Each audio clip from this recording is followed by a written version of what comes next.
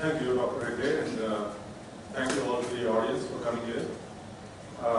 This is a talk that I have given before, but it's by no means a completed subject. And that is something I think we all need to understand. Many times people have a very limited view of computer science. They think of it as a closed subject where everything that is worth knowing is already known, and there is not really much left to do except to write programs. And I think that's a very limited understanding of what computing is about. And my purpose today is not only to expose some facts which I think are worth knowing, but also to bring out, especially among the youngsters in the audience, that there are a lot of things here that we don't know. And there are a lot of things here that bear thinking, that we need to analyze and study further. And last but not least, I also want to emphasize that this is something that I have discovered in my own work, that services and computing don't happen when you only look at technology. You have to understand human beings, you have to understand society, you have to understand how human systems work. And without that, there really is not a good way to make anything happen. And with that, I will sort of get into it. This talk should go anywhere between 45 minutes and 1 hour, and I am interruptible and you can stop me and ask questions, but I have told the organizers before that we hold the questions to the end. So I am personally not unwilling to receive your questions anytime you want to ask them, but they would prefer that you ask them at the end. So with that, we will get started. This is roughly the agenda. We will look at what services are and why they matter, what they are in relation to products, and also what are some of the issues with services, what are the issues with service systems and operations of service systems. And in particular, cloud computing is a service system, and it's a service system that I have been studying for a number of years now. What is it, and what are some issues with it, what are some problems with it, and what are certain research questions. Now, all this will not be presented at a very deep technical level, but nonetheless, I want you to keep an open mind and understand that this is not a textbook subject in the conventional sense. We don't know all the answers. We have a lot of things yet to find out. Right? So, with this, we will start. There are a lot of definitions of service as well as product. What is a service? We don't really have a unique definition that everyone agrees on. You can find many different definitions among different scholars and in the dictionaries that you can look at. But generally speaking, what you can say is that a service is a valuable experience that you deliver to a client, that somebody delivers to a client or a community of clients. Whereas a product is a tangible physical artifact that is shrink wrapped or sold or marketed, or that can be stored and sold to somebody as an object almost. So that is the fundamental difference between a service and a product. A service is an experience that is delivered to a client, and a product is an artifact that is delivered to a client. And as you can easily imagine, based on this, producing a satisfactory experience, an experience that the client regards as being valuable, is not primarily or solely a technical issue. Because you can never really formulate a completely mathematical model or a completely technical solution that will guarantee that your service is always as it should be. Right? On the other hand, producing a product that is completely satisfactory is often merely an engineering problem or a properly described mathematical problem. So that is one of the big differences between products and services. But why do we need to worry about this? Once again, in computing especially, and in the IT industry, services have a bad name. People don't really care for services. It's somehow considered beneath people's dignity to admit that they are working on services. Now, as a teacher, I'm in the service industry, and I'm not ashamed to say so. But many people are. Many people don't like to admit that they are actually working in services. But actually, the point is that the services economy is much larger than the product economy. In terms of GDP, GDP of course is not the sole measure of how valuable something is. But nonetheless, even in terms of GDP, it's a very valuable, a very large part of it.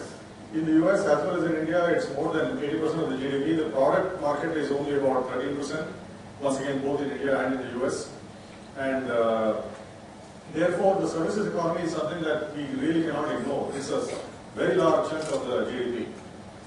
And therefore, when you have to think about that at that scale, the proper design and operation of the service is very different and much more difficult in some cases than product creation and product delivery. And although services are as old in human history as products, we don't really have a very good discipline of services science. That has only really started happening since the 1990s, believe it or not.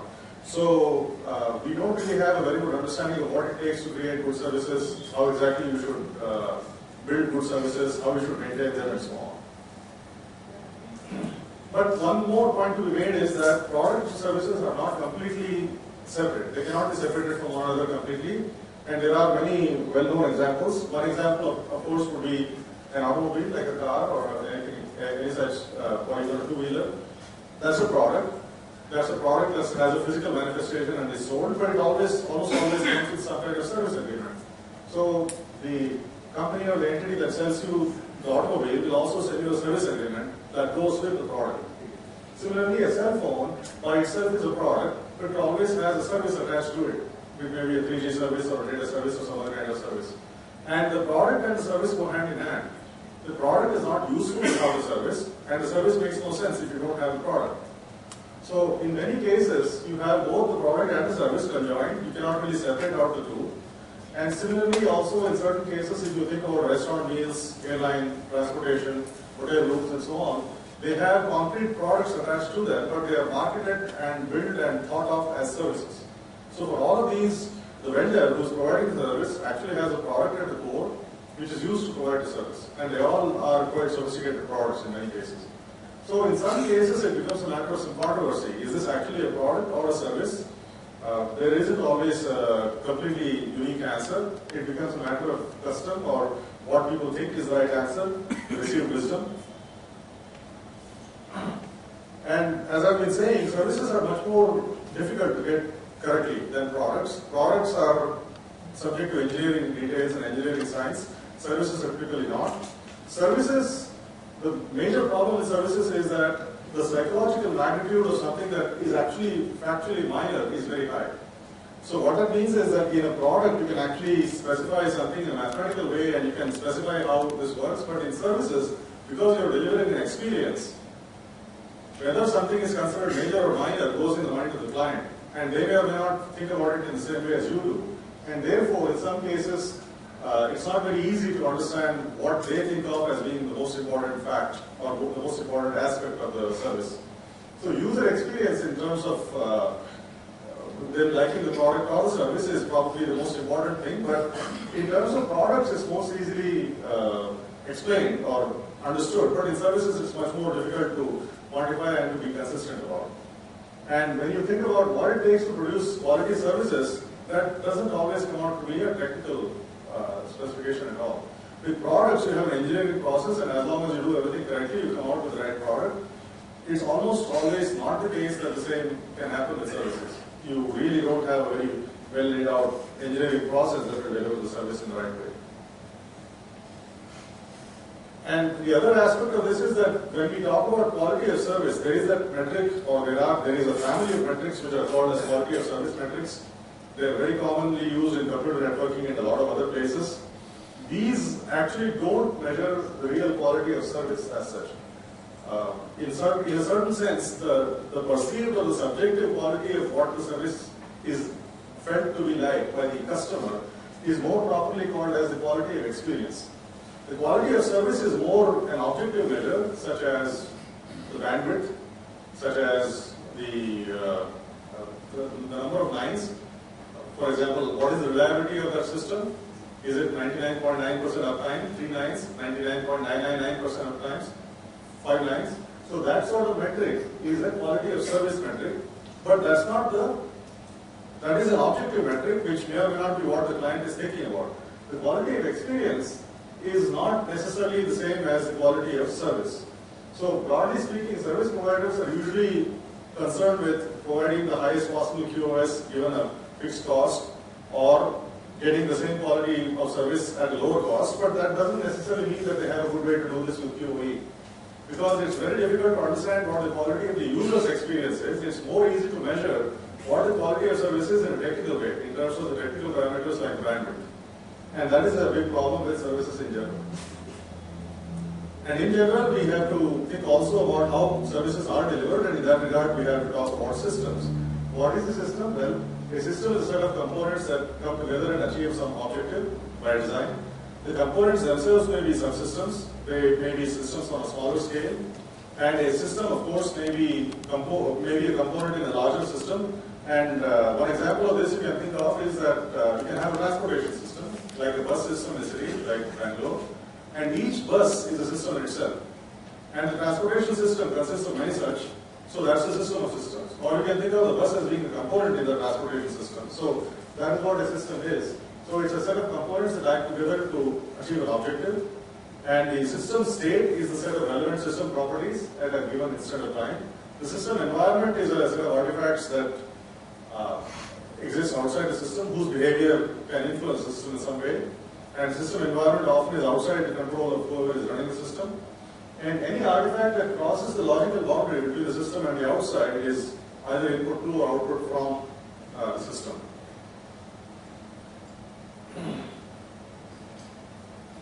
And one important aspect that I think goes into all of the analyses, including in engineering and in product design and in some cases services design also, is the concept of analytic reduction, which goes back to the mathematician Descartes, who was of course famous for the Cartesian theory and so on. He was one who unified geometry and algebra in some way. So he is credited with this concept of analytic reduction, where any complex problem has to be broken down into sub-problems, and each of those sub-problems are then analyzed separately. You then put together the sub-problems and the solutions to those problems, and then get the overall picture. Now, this is subject to certain assumptions, like the division of parts, the division of the system or the complex problem into parts will not alter the phenomenon under study. And each component, when you look at it by itself, behaves in the same way as it does when it's part of the whole system. And the principles that govern the coalition of the whole system from the components is well understood. Now, this isn't always true. These three assumptions don't always hold. And one classical example of this is with human society. With human beings, it's very well known that human beings don't always behave the same way in a group, in a mob, in a large crowd as they do by themselves. And there are very well-known examples of this. One example of this, somewhat unsavory example, is the bystander syndrome. There was a very famous, rather unfortunate example in the 1970s where a woman was assaulted and eventually murdered. And a lot of people saw it happen, but no one did anything. And people later went back and analyzed why that happened, and then they came up with this description, which they called the bystander syndrome. Each one of those people who saw this, by himself or herself, is a good person. But when they are in a large group, they all think, everyone else is out there, they will do something. I don't want to be the one out there who steps out and does something and actually takes responsibility for this situation. So that's the bystander syndrome. So in many cases, it has been shown that humans are very well behaved by themselves, but not so in a larger group, in a mob. And that also has a bearing on how human society behaves in general. That is why, for example, sociology and psychology are not interrelated in that way. You cannot take the cumulus of many people's psychology and get sociology. So the division of parts, the division into parts, when it includes human beings, does change. So that's not it's the same thing here. We don't necessarily understand how each component behaves in the whole system versus how it behaves by itself. That's not a completely known thing in many cases, especially with human beings. And the third point also in the same way. So analytic reduction is very good in certain cases. For example, some of you probably have studied engineering or physics, and you probably remember that they teach things like transistors. What is the characteristic of a transistor? How does it behave under certain inputs and outputs? And why do they do that? Because transistors have the well-known property that each transistor by itself will behave in the same way by itself as it does when you put it in an IC or a larger system, like a VLSI chip. So with transistors and such components, that holds true, but in certain other systems, it doesn't necessarily hold true. So that's an important issue which affects how well we can understand larger systems. With complex systems, typically, we have this as a limitation. So a service system requires, a service often requires the proper functioning of a service system, which is quite large or complex, which is often not completely understood. We don't necessarily know how it all comes together and what can go wrong. And often no single component of the system that is sufficient to produce the desired service. So the service is the emergent property of a service system. It's a property that bubbles up and all the components work together, but it's not a property of any one of those components by itself. That's what an emergent property is. But at the same time, the improper functioning or failure of some component may actually stop the service from happening. And that's why we also have the situation where analytic direction and algorithm don't always hold. That's a big problem with service systems. And the other issue is complex systems often run in degraded mode with very minor component failures being commonplace and accepted. So if you take, for example, just this nice little campus, the odds are that not all the computers in this campus are working today. Right? Some are probably down for whatever reason. So such failures are considered commonplace. We don't necessarily think much about them. And complex systems, even in systems like aircraft and so on, they have multiple redundancies and systems that or components that are constantly failing and being updated and repaired and so on. So they're constantly changing, and no single person has a complete picture of that system at any time. So you don't necessarily have the complete view of the system at any one instant, at any time. That's important. And in many cases, when you have larger, this doesn't, I think, happen too much in complex systems involving universities and so on, but if you have a nuclear reactor, or if you have a spacecraft, or things like that, in certain cases you can have a catastrophic disruption because of some unforeseen interaction between the system and its surroundings, something that was not really imagined when the system was being designed, and where a number of very innocuous failures may be involved, and something has come together in a way that we didn't really expect, and that has caused the whole system to fail catastrophically. That can happen. So designing a service system is a challenge. So you have to design the appropriate system, you have to plan how it functions, and you don't necessarily want to stress too much on gross considerations, the QoS parameters like throughput or bandwidth or some such thing. And we often have to do that while understanding the present and future expectations of the service. So please remember, in many cases, service systems are run by private corporations or even governments where they have to cater to clientele, given a lot of market pressures. They have competitors who are also offering similar services. They have to stay in the market. They have to make money. They have to be competitive in spite of all the economic pressures and changes in the economy and changes in technology and all that. So that is actually quite complex. So successful service design requires that you appreciate multiple factors, social factors, in addition to, in general, for any economic, in general, for any service system, you need three things. You need to have social acceptance, you need to have economic feasibility, and you need to have technological viability. And getting all these three things together is not very easy. And in general, there is a Dutch saying, how does anyone do this? I mean, if it's really that complex, how does anyone manage this? How does anyone actually ever make something like this happen that is so impossibly difficult to do? That's a natural question to ask. And the best answer I have heard is that there is a Dutch saying which goes, the exact meaning of that is something like good farmer sense. So it's like a farmer, if you think about what a farmer has to do, think about how many issues the farmer has to deal with. He has to know something about meteorology. He has to know something about the weather. He has to know something about soil conditions. He has to know something about the market where he has to sell his produce. He has to know something about biology or plant biology. So obviously, farmers are not highly trained people who know all these things. They don't have PhDs in all these subjects. Some may be well trained, but most of the time they are relatively poorly educated people, but they nonetheless have to have enough sense about all of these things to craft together something that actually makes sense. That is what good farmer sense means. So a lot of times, service design is something where you have to use some amount of such sense along with all the details that you can bring together. And in general, when you think about systems engineering for service systems or other systems, the main types of systems engineering, once again, this itself, by the way, can be a day-long lecture, not just hour-long. And I'm not going to spend too much time on this, but generally, there are three ways of doing this: document-centric, process-centric, and model-centric.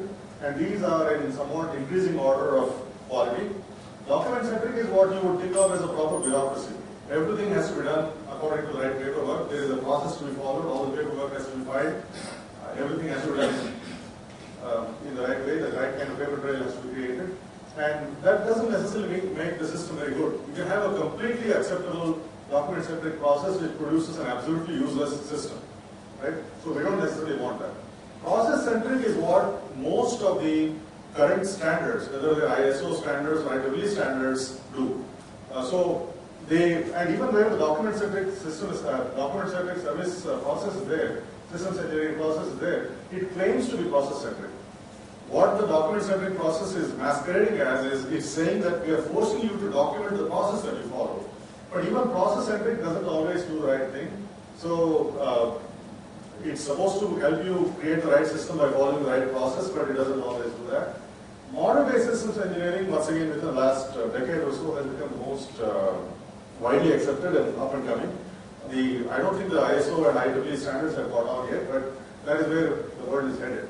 But then there is a very famous quote by George B. Box. George B. Box was an American statistician who made this very famous statement: all models are wrong, but some are useful. And what he meant by this is that ultimately no model, no mathematical model or engineering model actually captures all the relevant facts about the system.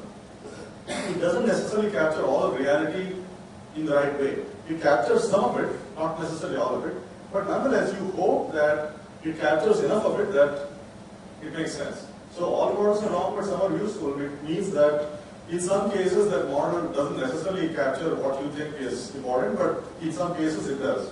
So that nonetheless is the best we have. And service operations are also a problem because products are goods with a defined shelf life.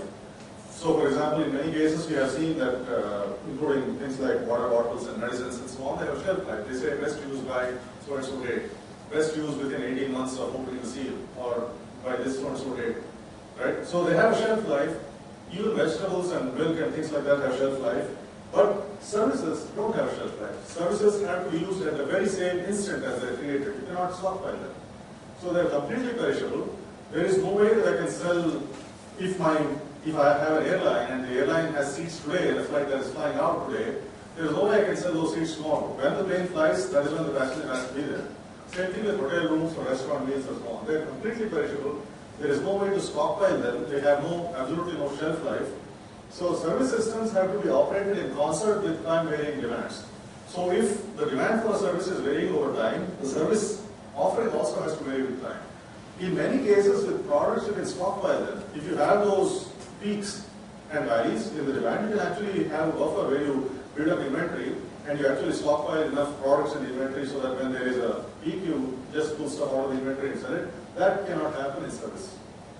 And so service disruptions very often happen because people don't have a crystal ball. They don't necessarily know what is going to happen in the future. They cannot predict the time-varying demands on the service, so the service provider is suddenly caught off guard.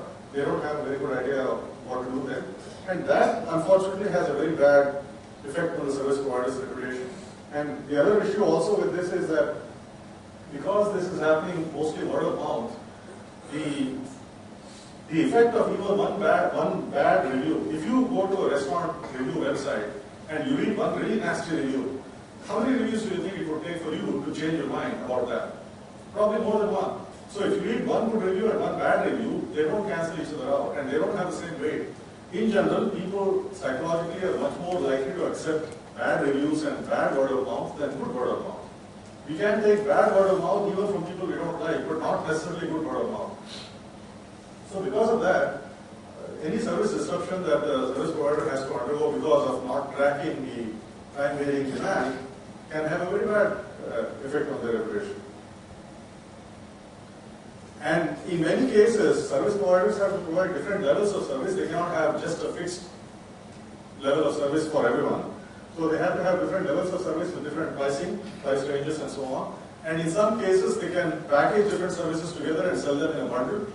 That would be very nice if they can do that.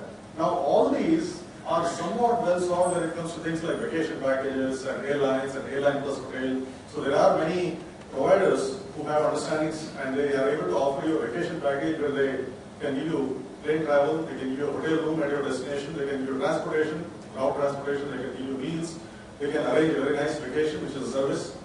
But all this is not that easy to do when it comes to computing services, and that's the point I'm trying to make here. And so the service provider also must be able to respond to cost and competition pressures and such other factors. And it has to be able to forecast service demand with reasonable accuracy. Now, what is the problem with forecasting demand? Unfortunately, the only way that anyone can forecast the demand for anything is to assume that the future will be like the past. right? So one example that people give is it's like driving anywhere where you don't have a windshield at all. The windshield is completely opaque. You have no idea what the road is like in future. But you can see through your rear view window. So based on what your rear view window is showing, you have to keep driving. And it would be a surprise if you didn't have a very good ride in that way, right? That is why service predictions and in general demand predictions and so on don't go very well, because the future isn't always like the past, and you often have problems because of that. But nonetheless, in a service operation, you must try to maintain service wherever possible, and you must avoid maintenance-related disruptions and so on. And the other issue is, of course, that I think in many cases, what I have seen is that companies in India don't necessarily do a very good job of this. They don't keep the internal working of the service hidden from the client, which means that the client should assume or should have the view that there is a seamless service that is being offered by the company without any exposure to the internal workings. So if I call somebody and that person says, no, you call this other department, or wait a minute, I'll patch you through. No, that's not a very good way. What the company should be doing is they should create the internal process structure so that when I make a complaint or when I have a request, they can handle it with that one person. And doing this is very important when it comes to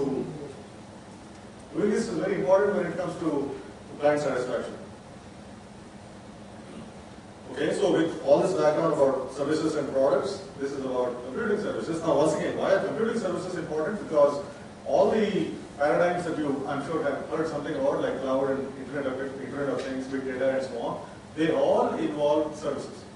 If you are a computer scientist or you have any interest in computing, I don't think you have any business being ashamed of services. Services are what we do in computing. In computing services, for all the new paradigms that you can think of, you need complex engineered systems, and they are services, they are not products as such. And the overall system view in such a service system is much larger than for components or component level technologies. And this is actually, as once again a teacher, as a professor, this is something I have to deal with, because when we teach students, we expose them to component level technologies. We teach them algorithms, we teach them something about maybe electronics, we teach them something about something else. So all of these are component level views. We don't necessarily train our youngsters to really think about things in a holistic way. But nonetheless, that is the way the world is.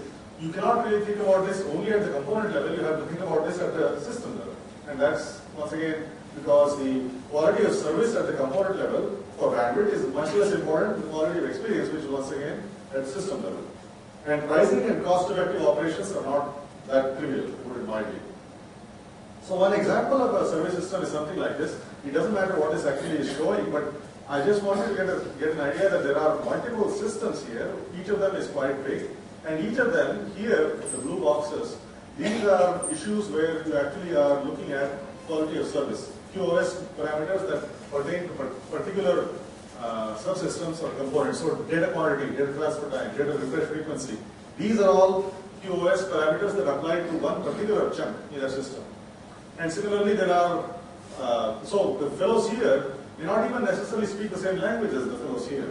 And that can be quite literally true, because, for example, it's quite possible that this system is in Beijing, China, and this one is in San Francisco. So these people and these people don't even know each other. But nonetheless, as a user, I need the whole thing to work together. My quality of experience may depend on the whole system working together, whereas the quality of service here may be quite good, the quality of service here may not be very good, or something else may be going wrong in between. We don't necessarily know. So that is something that really is an issue. So in many cases, large computing systems have geographic distances, huge geographic distances. They are quite complex. The people involved don't even know what the other people are thinking or doing. It's very difficult to understand what is happening. And nonetheless, the user satisfaction depends on the whole system working the way it should. And so, once again, cloud computing happens to be one of the things that I look at. And so, I'm sure all of us have heard about cloud computing. So what is cloud computing? Cloud computing generally is a service delivery model, very simply put.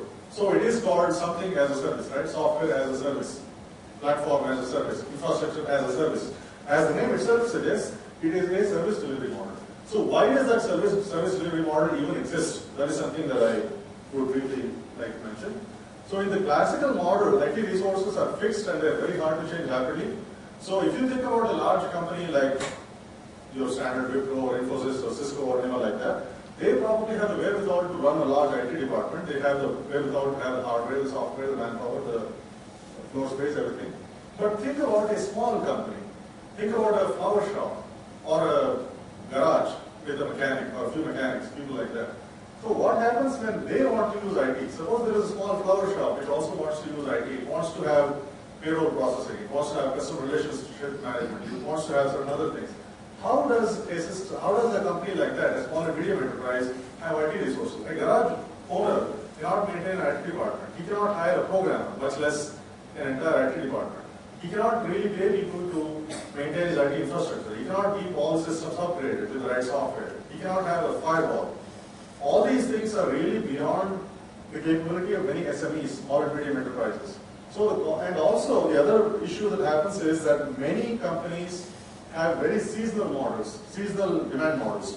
One classical example, once again, for this would be greeting card companies. When do you imagine that the peak demand for greeting cards exists throughout the year? What time of the year would there be the most demand for greeting cards? December. December to January. And the reason for that is very obvious, because many people send Christmas cards, especially in the US, maybe not that much here, but I'm sure some of us do also. But most of the traffic or most of the demand for greeting cards happens in December and January, when people send cards for Christmas and also for the New Year. And of course, there is a small traffic throughout the year based on people's birthdays and anniversaries and so on. And in fact, there are these very well-known so-called Hallmark holidays. Hallmark is a greeting card company. And if you're a greeting card company, what do you want to do? You want to even out your business. You want to have business other times of the year. So they push all these other days. For example, Hallmark wants you to celebrate Valentine's Day. They want you to celebrate Mother's Day, Father's Day. They don't want you to do that in December. If you can create a holiday in the middle of June, if you can create a notable day in the middle of June that causes you to send a card to somebody else, that's very good for them. That is why Valentine's Day is a day in the Roman Catholic tradition, but it wasn't a big thing until recently when Hallmark started pushing it. And Hallmark and other companies do that for their own economic interest, not for any other reason. So Hallmark and people like that, they want you to buy gifts, they want you to buy cards in February when they don't have much business otherwise. Same thing with Mother's Day, Father's Day, and so on. So anyway, so coming back to this, if you have a variable, especially a very cyclic business, where the demand suddenly rises very high, and much of the time it is very low, how do you provision IT resources for that? How do you handle that? And the short answer is you cannot, because if I have a system, if I have a service where I need IT resources in a great amount only in December, but very low for the rest of the year, then I can either maintain a humongous IT system throughout the year and waste it most of the time, or I can under-provision and have a crisis on my hand in December. So that is another problem that you have. Additional provisioning in a standard IT model is very hard. SMEs especially cannot do it, and that is why IT is very difficult for SMEs to use. So cloud computing is supposed to allow you to draw as much of the IT resources as you want, when you want it, and therefore that's a service delivery model. So basically, rather than maintaining my own IT, my own CRM, my own payroll, my own everything, I simply have an account with the cloud system, pay as you go, and then I draw as much of it as I want, whenever I want it. So if I want more, I just draw more at that time. That's what cloud computing does. That's why cloud computing is big. That's why cloud computing is big for SMEs. Right? And it allows an SME to spend just a few $1,000s a year rather than maintaining a humongous IT system on their own. Of course, this is all theory. Okay, you should be skeptical about people making claims like this. I just gave you the very nice brochure version of cloud computing. That's not the way it really works. I have seen the inside, it's not really that nice. But this is certainly the way it is supposed to happen. And the other part of this is that conventional engineering systems, once again, if you talk to someone who works in the BMTC or somewhere else like that, if you think about conventional engineering systems, they typically have utilization levels over their useful lifetime of about 60% or more. Airlines, for example, they may have more than 60% cargo airlines, passenger airlines, and so on. If you run aircraft with much less than 60% on average, then you're wasting the resource. People don't like that. So on average, engineering systems have 60% or more utilization, but resource utilization in IT systems is very bad. It's exceptionally bad. Most engineers would hang their head in shame at the rather poor level of utilization that we have in IT systems like data centers. So for example, on this very machine that I have here, what percentage of the clock cycles do you think are actually being used right now? Maybe 5%, if that, probably much less than that.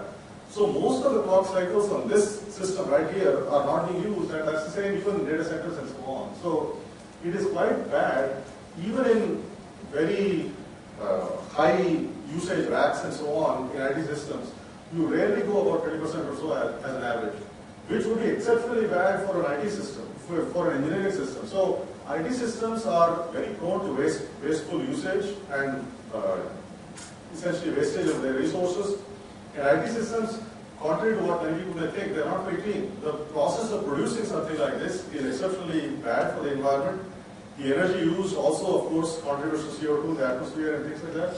So environmentally, conventional computing just doesn't work. It's like wood burning cells and so on, you cannot scale them.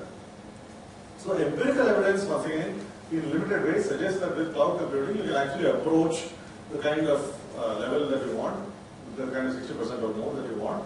So that actually would be a good thing. So environmentally also, cloud computing is actually a better way to do it than the conventional system. So in general, when you think about resource management, so cloud is of course a resource management solution, as I just said. So when you think about resource management, we are actually talking about scarcity management. Obviously, you don't need to manage anything if you already have enough. The only need to manage anything arises when you don't have enough. So that's actually scarcity management. We don't like to use negative terms, so we call it resource management. What it is really doing is scarcity management. So you don't have as much resources, as many of the things that you like as you want, but you have to nonetheless make do with what you have and get some reasonably good outcome. So in general, an organization, whether it is a university or a corporate company or whatever it is, or an education institution, it has to deploy different kinds of resources, and those kinds of resources can include human resources, people, equipment, finances, everything. And IT resources are one type of resource that an organization would need to function.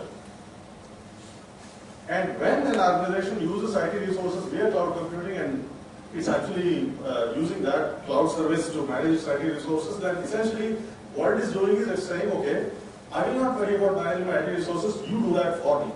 I'm essentially transferring my headache to you and letting you manage my IT resources. I will somehow manage the rest of it if I can. So essentially the IT resource management is actually being transferred as a service to the cloud vendor. That is how it should work. And the resource management by the cloud vendor should be brainless. It should not actually cause the user, that is the business or the organization who is using the cloud service, there should not be any problem for them. They should find it seamlessly working with their own business model and their own workflow. They should not have to do anything differently than what they already do. And at the same time, it must be completely technically feasible and financially profitable for the cloud vendor. And that, of course, as you can imagine, is a tough ask. So in practice, once again, this is not something you would read in the brochure, but this is actually something that does happen. Cloud vendors actually do mismanage their own resources. So when you transfer the headache, it turns out that guy doesn't know very well how to handle that headache. And this is something, once again, some basic issues that I will mention. There are two kinds of expenditure with any large system or any large service. There is the capital expenditure, CapEx, and there is the operating expenditure, which is called the OpEx. And the capital expenditure is the cost of acquiring a car or a building or a server or whatever it is. So the first cost or the initial cost of that is called the CapEx. The operating expenditure or the OpEx is the cost of running that system, running that resource or whatever it is. It may include the fuel cost for a car. It can include the cost of running the server, updating the software, all those things. And resources in general have different CapEx and OpEx profiles. And in certain cases, for example, you have a resource which is very cheap in terms of CapEx, but very expensive in terms of OpEx. So there can be a car which is cheap, but it costs a lot to maintain. So people say, no, please don't buy that car because the first cost is low, but it costs a hell of a lot more to maintain. So you can pay a little more upfront cost, but it will be cheaper to maintain over the lifetime and so on. So what you typically want to look at are both the CapEx and the OpEx over the lifetime, and that is called the lifetime cost of a resource or the total cost of ownership. These are standard business terms, CapEx, OpEx, and TCO. They're used by MBA types and so on. So when you think about resource management in clouds, cloud vendors have to think about such things as the electrical power, floor space, insurance cover, and software licenses, all these things. And all of these have different CapEx and OpEx profiles. And why did I mention electrical power? Because electrical power, believe it or not, happens to be the single largest expense in a data center. it can be more than half the OPEX and as much as 40% of the total cost of ownership of a data center. So electrical power is the biggest component of IT services, believe it or not, and data centers like those maintained by Google and Facebook and so on, they consume power at the rate of megawatts. They're like your standard blast furnaces or steel factories or so on. They're not nice little systems like this. They're huge. And that is why, in fact, Google and people like that, they place their data centers near power plants. And they place them in Scandinavia, so they can cool them easily and things like that. So, in such cases, resource management is also going to the question of sustainability. Can I really sustain the system? Is it really something that is environmentally friendly? Is that something that I can do in a good way on a long-term basis? Okay, so modern enterprise computing systems typically have multiple tiers. It's not all one flat system. It's not all working in the same way at one time. And each tier of the system can be thought of as a subsystem, and it's responsible for a different layer of the service. And the workload characteristics and resource requirements for each tier can be quite different from the others. So this is once again one example of this. And so in many cases when you have a web presentation, you have a website that you access like a bank or whatever, so you have a web tier that renders the web page. There is a business logic tier which handles the inputs and does whatever processing is required, and there is a database tier which actually holds the data. Yes? So this is a typical three-tier architecture. I won't actually go into explaining what all this is, it's not really that important, but basically there are three levels, three tiers, and each one of them is responsible for a different part of that system. So one of the problems that happens with resource management in clouds is that there are many resource provisioning systems proposed, but all of them fail to look at what each tier is doing. So I just told you a short while ago that although when you transfer your resource management problem to the cloud vendor is supposed to be doing it well. In practice, they don't. And why don't they? Because they end up over-provisioning the resource. And how does that happen? Because they don't necessarily monitor the requirement at each level of each tier of the service. So the trend is to look at this whole thing as a black box. So essentially, you don't really understand what is happening at each tier. You look at the whole thing as a black box, and if that box doesn't seem to be working well, you just throw more resources into it in a somewhat haphazard way or into every tier. You don't necessarily understand what is happening at each tier and provision it accordingly. You just look at the whole thing as a black box. If that black box doesn't work too well, then you put more into it without really thinking much about it. That's what happens. So you don't necessarily understand the internal tier structure of the service or the system and analyze it. You simply provision accordingly. So the performance analyses, and this is true even of the latest research, if you look at papers in ACM and IEEE journals and so on, in many cases people do performance analyses. Once again, they have various clever ideas about how to do something, but they always invariably look at the whole thing as a black box. They don't necessarily look at separate tiers and look at what each one is doing. So IT services, and the other thing is of course that in general, IT services objectives and performance once again are QoS parameters. They don't necessarily have a very good correlation with business service objectives, which are QoE. If someone is trying to use an IT service to do something, they're not really interested in how well the IT service parameter itself is doing. They are interested in knowing how well my business is doing. In fact, there is a very well-known principle that in your standard car garage and even car showrooms and so on, the person at the front desk, the person who talks to the customer, is usually very slick. They actually know how to deal with people, but they're not necessarily the most technically gifted people. They don't necessarily put the most gifted engineer up front, because what the engineer thinks, what the mechanic thinks, isn't necessarily what the customer cares about. So that's also a disconnect that happens here. In many cases, if you think about the IT objectives in a more engineering sense, then you don't necessarily know what the business objectives are, and you don't necessarily know how to please the customer in the right way. So one example of this is personal banking. This is once again an example that all of us can understand. So let's think about an online banking service. As usual, it has three tiers. There is a web tier which presents the web page that we see if you log into your online banking account. There is a business logic tier which actually processes your inputs and also gives you outputs as required.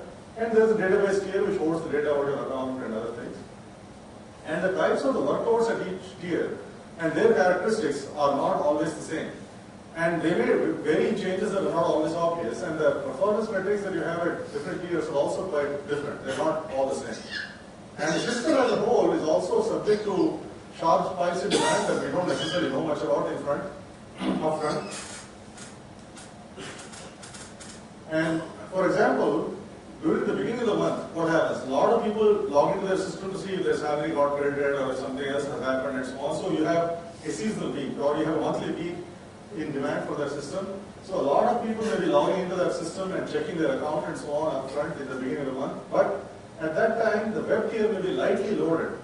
So the web tier, believe it or not, doesn't really have a lot to do because it simply presents that web page, which is not really a lot of work. But the application tier or the database tier may be very heavily loaded at that time. So at the beginning of the month, I think many of us probably have the experience that when you log into your personal banking account, it's very slow. When a lot of people are trying to access their system in the beginning of the month, it's not going to give you very much satisfaction. The QoE is not there. But at the same time, later in the month when it's not that heavily loaded, you get much better satisfaction. On the other hand, in certain cases, if the same system is also rigged up with many different tellers in banks, and if those tellers are refreshing the page very often, then for some reason the web tier may be very heavily loaded also, although the underlying tiers are not that heavily loaded.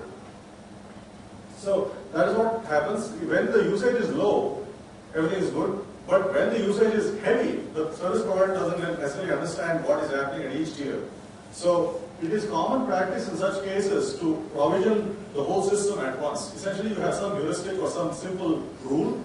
Okay, if the system is slow, I will give one more VM to each tier, virtual machine to each tier. Simple. I don't necessarily know what is happening at each tier. I will just give something in the same proportion all the time.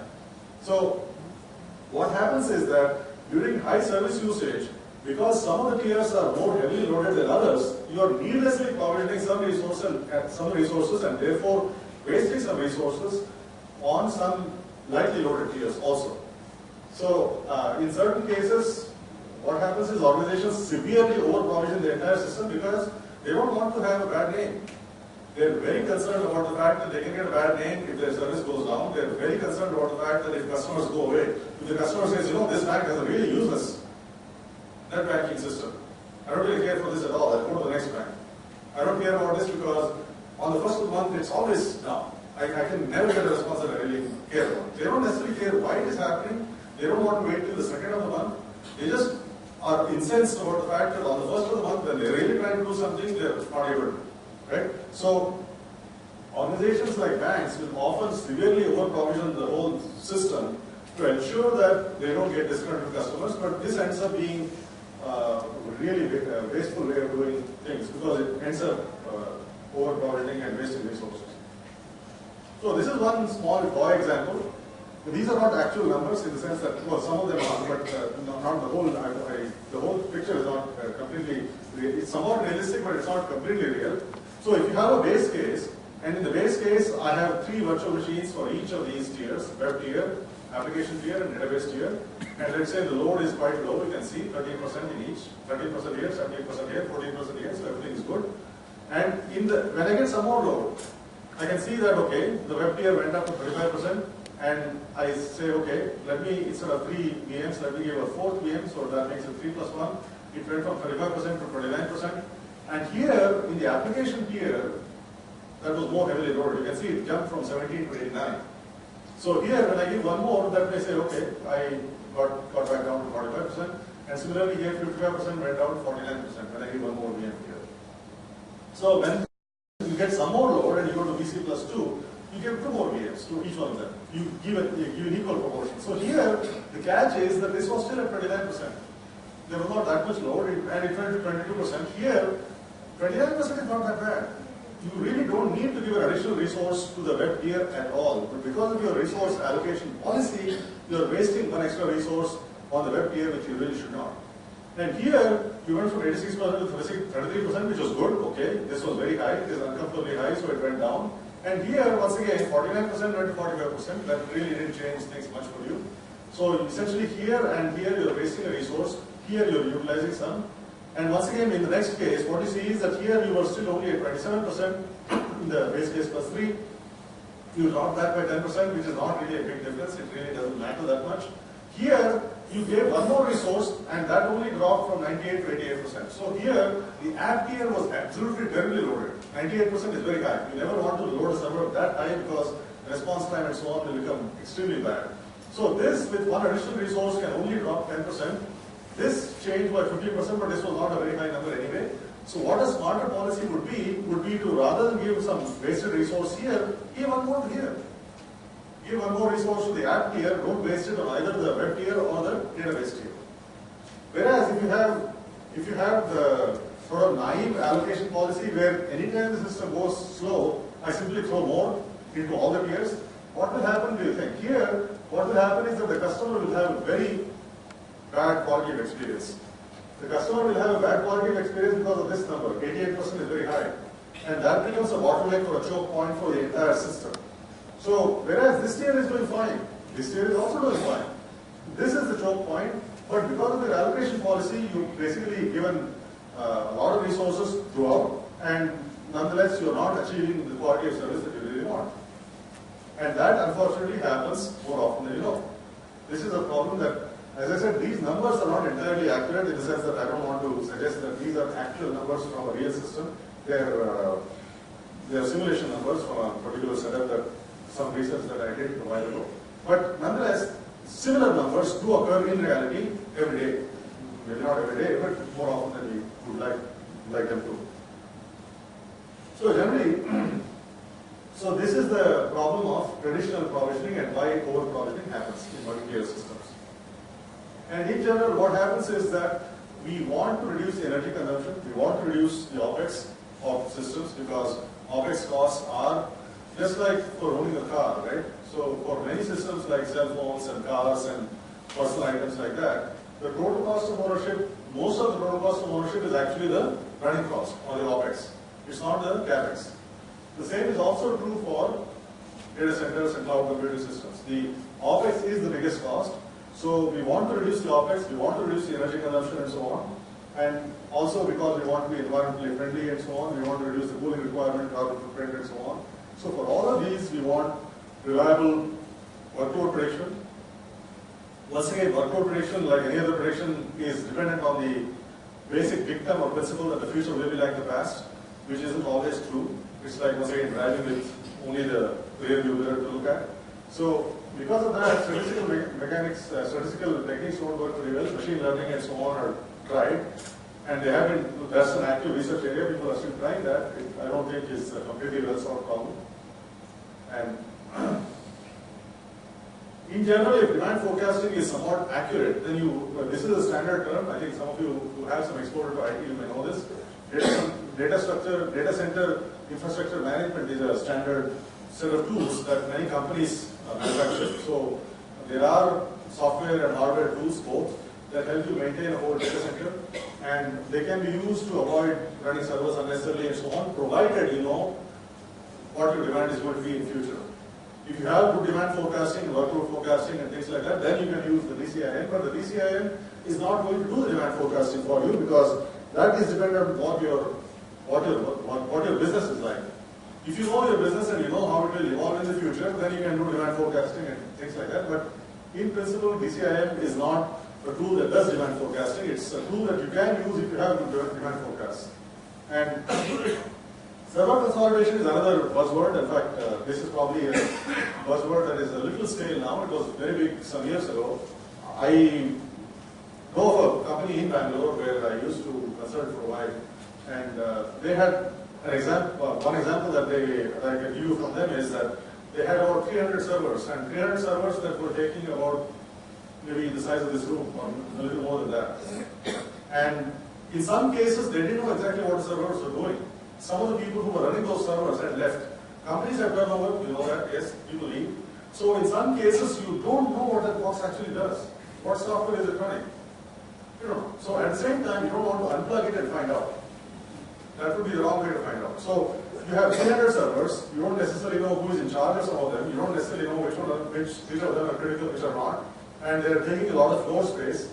And I think, as all of us know, floor space is a very big expense in Bangalore, yes, not only for apartments and houses and so on, but also for companies. So if you have so many square feet of floor space being used for storing these machines, physical machines and so on, that also is also an expense on the company's account sheet. So what they did, what this company did was, they got some 24 racks.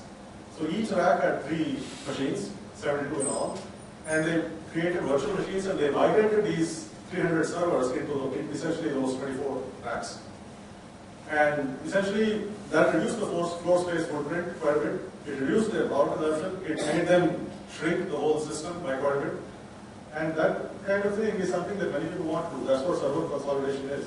Rather than having 300 physical machines and all the bells and whistles that go with them, you want to have servers consolidated in a smaller floor space using virtualization and things like that. And that also requires less power consumption and floor space and things like that. And this can reduce the energy consumption. It also reduces the capex cost, and in some cases the opex cost. There is a metric called PUE, power usage effectiveness. This is relevant in terms of energy, but this is a metric that is being widely criticized, although it is very widely used also.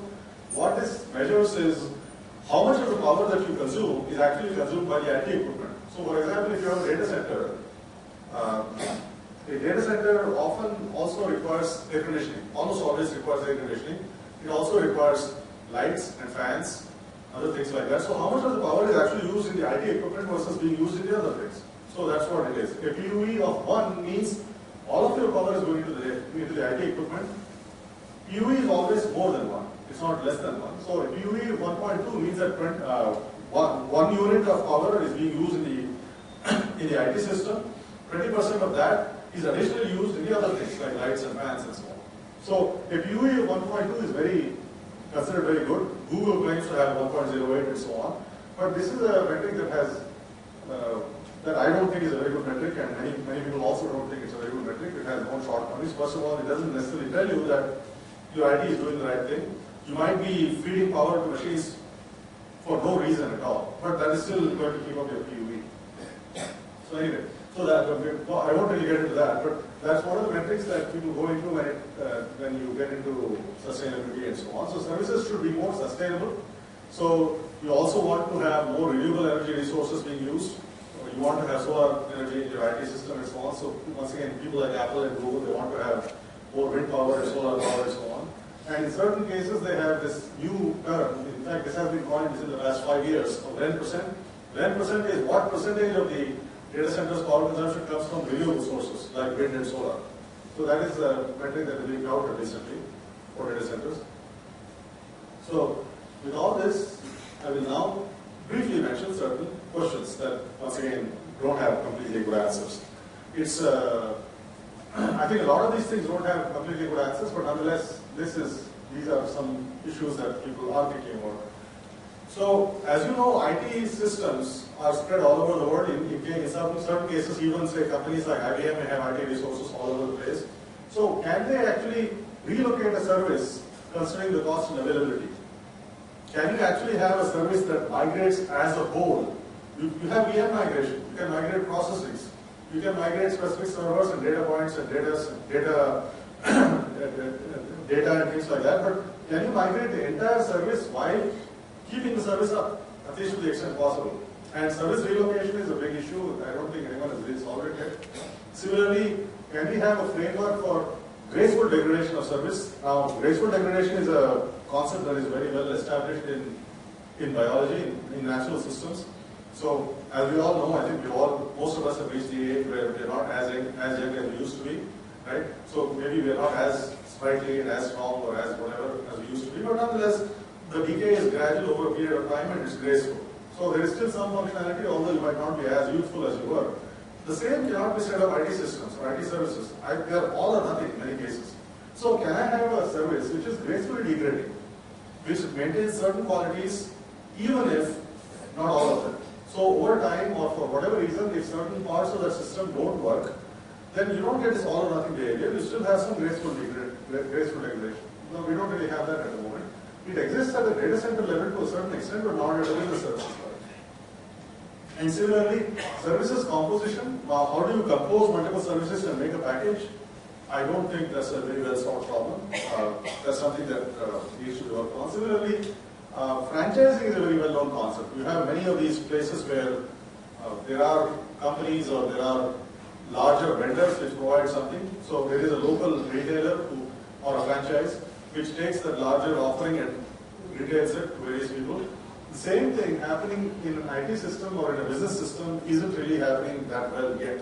And that's because I think, once again, we haven't really done the right kind of analyses and understood what is to be done and how well it should be done. So these are some of the issues that need to be thought about. These are not all the issues, but these are just some of them I think that are worth us wondering about to some extent. Okay, that's basically it. Thank you.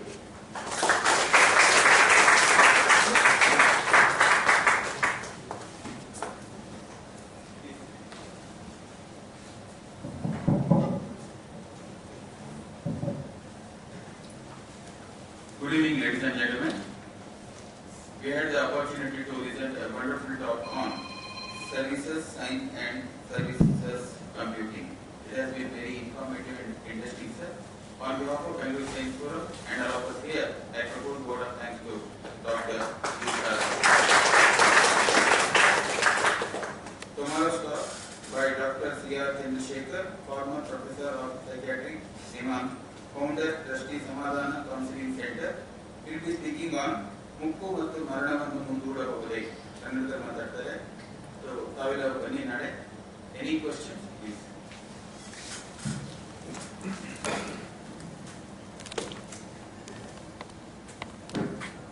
He told about document-centric process.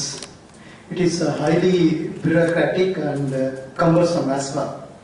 But for that document-centric process, we would have not found lacunae in code scam and 2G scam. How do you react to this? I'm frankly not the right person. I think your question is a very valid one. Unfortunately, I don't think I am really qualified to speak on it. I'm probably not very well informed about those things, and I think I will be well out of my depth. But to the extent I can even talk about this, for example, I think what you're asking about has a parallel in IT systems or other systems, engineering systems also, where how do you keep people honest? Right? That's an important issue. Right? How do I know that someone who claims to provide a service or who claims to operate a system is actually doing what they claim or what should be done?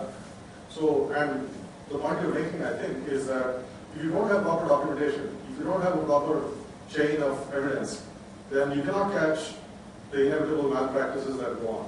I think maybe is that an okay summary of what your point is, right? So that is true, and that's why, for example, when you have especially government systems, so if Lockheed Martin or Boeing wants to build a system for the US government, or similarly, I'm sure even in India, strangely enough, I know more about the procurement processes and so on for systems in the US because a lot of my friends work in defense and aerospace for the US government. So I have some exposure to what they do and how they have worked. So in such cases, there are, as you said, very stringent requirements of how you should keep records and so on. Every line of code has to be documented. There has to be a proper chain of custody and chain of everything in a very well specified way. But what they would say and what the standards would require is not really document centric, because you can simply create or cook up the document if that is your only goal. What they would say is it's process centric. The documents are evidence that the process has been followed, and the process is what guarantees that the product or the service is good. It's not the document alone. The document is an inevitable artifact associated with the product, with the process, but the process is at the heart of it, what is doing the role that you want, which is a watchdog or whatever it may be. So watchdog agencies and others, governments, they inevitably insist on processes, and the documents are a reflection of that. The document by itself may have not been much, but if you follow the right process, then I suppose you have the right documents to back that up also. Sir, your lecture was very good. One thing you mentioned is the services provides to the GDP of the country. But now this GST bill, what I have is the contribution of the services by state. They get less share compared to the product. Like for example, Bihar may get more than Karnataka, which provides 40% of the exports by services. Like that. I think you have got me completely out of my depth. I am really not at all qualified to speak about The contribution for the GDP by exports is much by the services, IT services, which Bangalore city provides to the country. Now, the Karnataka share in the GST, the tax, this one, collection, will be less than Bihar, which produces more, it has got more mines and all that. I really once again don't know, because that might have all kinds of political or other calculations built into it. I really cannot speak about that. But what I can say is that one issue that does happen in India is that a lot of the services and also some of the product economy, and certainly the services economy, a lot of it is actually not part of the mainstream. So there are people who sell vegetables on the street who don't pay taxes. It's not really an underground economy, but it's not part of the mainstream economy. So the tax-paying base is very small in India, you know that. Whereas in the US, almost everyone pays taxes. There is a much smaller underground or off-the-books economy. Whereas in India, I think probably more than half the economy is actually informal services and people who are not on the books, who are not taxpayers and so on. So that, and I suppose certain political considerations and who knows what. I must say, I don't know much about that. You are talking about graceful degradation that is in biological systems. But in a system, we mean some degradation. For example, if you take BMTC, some of the buses will not be running, but still some will run. Do you call that a degradation? Or is the absence of some of the luxurious system activities are reduced, but basic minimum will continue? Do you mean that is the I think actually you make a very good point. I think conventional transportation systems and many other conventional engineering systems, they do have the property of degradation to some extent. Graceful degradation is possible. Whereas if Gmail or something goes down, it crashes hard. There is no real graceful degradation there. So IT systems and business systems that use IT as a core part of their functioning don't really know how to do graceful degradation in a very good way. I think that would be my response to that. So probably engineering systems, conventional systems, they are already working out. BMTC, the much maligned BMTC, probably does a much better job of it than many cloud vendors do. Can you explain me what is data processing and data entry? Just can you explain the data processing and data entry? Well, I'm not certain that is germane to what I've been saying, but processing is obviously happening when the data is already part of your system. Entry is happening when the data has to be imported into the system, either through a data entry operator or some human being, or you have some sensor or whatever method you have to import data into the system. That's data entry. Whereas if the system already has the data in some form and it has to do something with it, that would be processing. Yes, sir. How do you value software development service? A software developer service. Suppose let us say one person is very intelligent and he develops things, he writes a code and software 10 to 20 times faster than a set of people. How do you value service product?